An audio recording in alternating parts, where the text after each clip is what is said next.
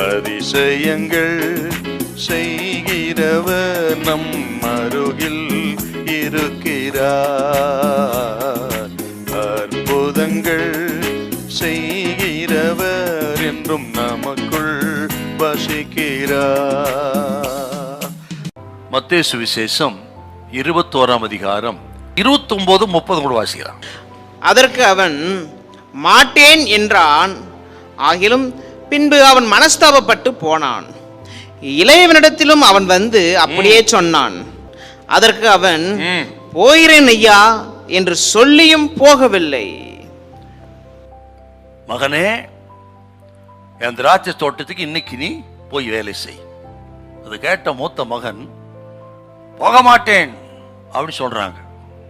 ஆனால் பிறகு மனஸ்தாபப்பட்டு அவன் புறப்பட்டு போனான். போக மாட்டேன்னு என்ன அர்த்தம்னா, அவனுக்குள்ள ஆரம்பத்தில் அந்த சுயநலம் இருக்கிறது, இருதய கடினம் இருந்தது, உலக பிரகாரமாய் வாழ நினைத்தான், அல்லது எனக்கு வேறு வேலை இருக்கிறது அதை நான் செய்யட்டும் அப்படின்னு நினைக்கிறான். இப்படி பல காரணங்கள் அவனுக்குள்ளே. ஆகவே தான் நான் போக மாட்டேன் அப்படின்னு சொல்றான். உடனே போய் சொல்லிட்டான் பாருங்க. தகப்பன் முடிப்பதற்கு முன்னமே சொல்றான், மாட்டேன், நான் போக மாட்டேன். கொஞ்சமும் தாமதிக்காமல் எடுத்த எடுப்பிலேயே ஆரம்பத்திலேயே மறுத்து விட்டான். இது மூத்த குமாரன் சொன்ன ரிப்ளை. நம்மில் அநேகர் ஆரம்பத்திலேயே தேவ சித்தத்தை எதிர்க்கிற ஒரு பொல்லாத குணம் நமக்குள்ள இருக்கிறது. ஊழியத்துக்கான அழைப்பு வந்தாலும் சரி, நீங்கள் பரிசுத்தம் அடையணும், சுத்திகரிக்கணும், போற போக்கு சரியில்லை என்று கர்த்தர் எதை பேசினாலும் சரி, அநேகரை நான் பார்க்கிறேன் ஆரம்பத்திலேயே இது எனக்கு உரிது அல்ல என்று அதை தன் உள் வாங்கி கொள்ளாமல் எதிர்த்து நிற்கிற சுபாவம் இன்றைக்கும் அநேகருக்கு இருக்கிறது. அதை தாங்க இந்த மூத்தகமா வெளிப்படுத்துற. கொஞ்சம் கூட வெயிட் பண்ணல பாருங்க, ஆரம்பத்தில் நான் போக மாட்டேன் அப்படி சொல்றான் பாருங்க.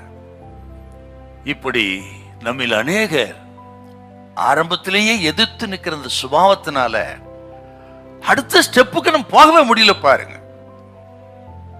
நான் சொல்லுகிறேன் தேவ ஜனத்துக்கு, முதல்ல அந்த கீழ்ப்படிதல் ஒப்பு கொடுத்தால்தான் அடுத்த கட்டளை ஆண்டவரிடத்தில் வரும். அப்பதான் ஆசீர்வாதம் உண்டாகுங்க. எடுத்து எடுப்பிலே நான் போக மாட்டேன், நடக்க மாட்டேன், செய்ய மாட்டேன் என்று அது கதவை நீங்க மூடிட்டீங்கன்னா ஆசீர்வாதம் வருவது நின்று போயிரும், காணாமலே போயிரும். ஆரம்பத்தில் எதையும் தடுத்து நிறுத்து டோரை க்ளோஸ் பண்ணாதீங்க. அதை கேட்கிற உங்களுக்கு தான் கர்த்தர் பேசுறாரு. ஒப்பு கொடுங்கள், அர்ப்பணிங்க. செகண்ட் தாட் வேண்டாம், முடியாது, நடக்காது என்று சொல்லி நீங்களே உங்கள் ஆசீர்வாதத்துக்கு முடிவை உண்டு பண்ணாதிருங்கள்.